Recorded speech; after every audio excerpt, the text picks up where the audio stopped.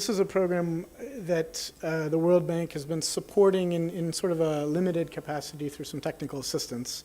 But we think it has a lot of interesting features for making social programs more inclusive. Just to begin very quickly, some of you may be familiar with this already, but Mission Convergence is a society.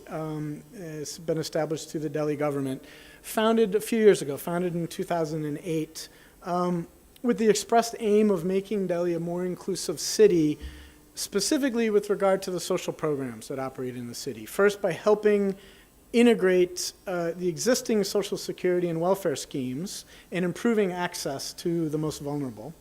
And secondly, to improve the delivery of those schemes in a sort of more unified structure. Delhi has more than 40 different social programs spread across 9 different departments. Many of the other smaller cities do not have this range of programs, and in fact, one of the findings is that really, in terms of social programs, it's mostly the centrally sponsored schemes that are available, both in rural and urban environments.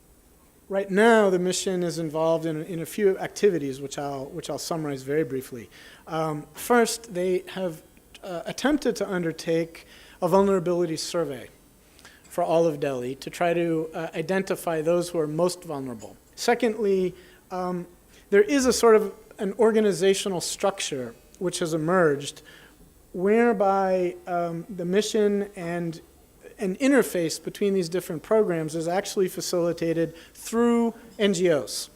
And these NGOs are basically called gender resource councils. Third, there has been a focus on trying to improve service delivery at the core level. This is happening in a number of ways. One is through an attempt to integrate the administrative data system which is used across all these programs into one data set that can at least be shared, if not used by each of the different agencies. Secondly, there's an attempt to develop a smart card system. Now, this is popular in a lot of programs and a lot of environments. The attempt here, though, is to actually make a smart card which would work for all of the programs, so that a beneficiary and entitlement holder would have a single card which would then get them access to all of the benefits that they would be entitled to without having to go many different places. And finally, the mission does undertake some service delivery itself, and is in fact the nodal agency for the RSBY, which is the health insurance scheme for the poorest, as well as the SJSRY.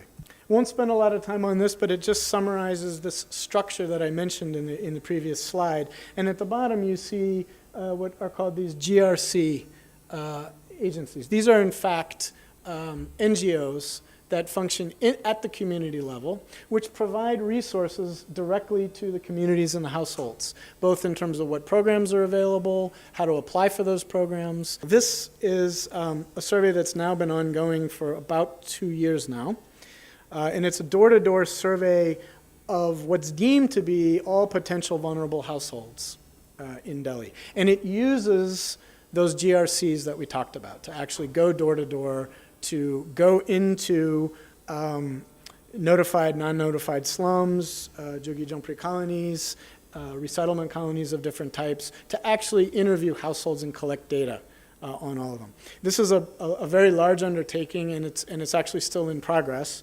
2 phases of this have been completed, and a 3rd phase is sort of ongoing at the moment.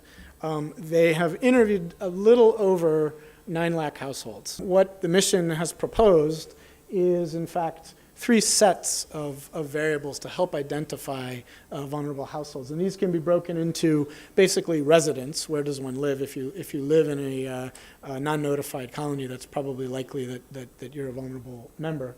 A class of variables to look at whether someone is socially vulnerable. And this has to do with whether you have a lot of dependents in the household, whether there are aged dependents, and people with disabilities and other features noted here. And finally, and a lot of debate has surrounded this, whether or not one can use occupation as in fact a definition of vulnerability. As this moves forward, it does have the strong potential to be a unifying feature, to provide a sort of a central registry of those who are vulnerable, which would then allow better integration across programs and better delivery of those households, particularly if one brings in this notion of an e-card linked by the UID. So I've probably gone over, but just to identify a few of the future challenges as this mission and as this work goes forward, and we've highlighted a couple already. How is it that vulnerability is measured? Is that something that can be made concrete? And would it have some relevance across the city and indeed maybe in other settings as well? One of the initial reasons for developing mission convergence was this notion of converging the multiple programs that are out there, the 40 programs or so, into a core set of programs, which would be more accountable, which would have greater impetus to deliver. If one looks at the budget among these 40 programs, many are down around 10, 20, 30 lakh type programs. Very small. Some of them are very boutique, depending on the ministry that you're dealing with. So one could question, are these really effective vis-a-vis some of the larger programs? So these are an open set of questions, but we certainly do think it represents an innovative approach, particularly in this social sphere of delivering social benefits, as a way to begin to be more responsive and be indeed more inclusive to those who are vulnerable.